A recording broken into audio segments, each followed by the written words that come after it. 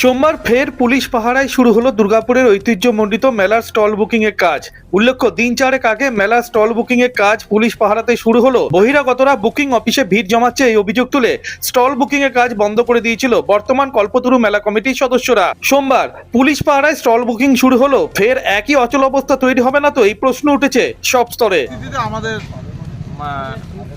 মাননীয় ম্যাডাম আমাকে নির্দেশ দিল যে কালেকশন শুরু করো, তোমাদের এখন পরিবেশ সব কিছু নর্মাল রয়েছে।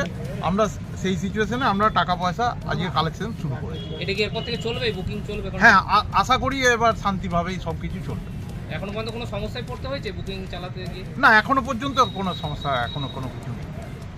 প্রতি বছর 1 জানুয়ারি থেকে দুর্গাপুরের গ্যামন ব্রিজ ময়দানে কল্পতরু মেলা শুরু হয়, চলে 10 দিন ধরে।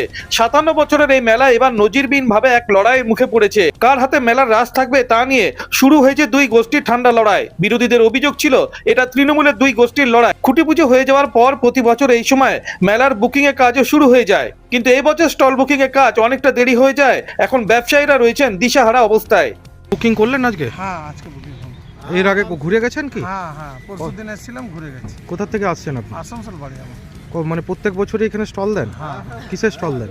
খাবার দোকান, ভিতরে? ফুড। হ্যাঁ, আজকে কি বলবেন, আজকে বুকিং করে কেমন লাগলো? ভালো।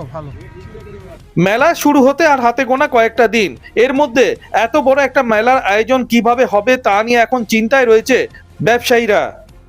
দুর্গাপুর থেকে অনুরাধা সিংগুপ্তর রিপোর্ট, খাঁটি খবর।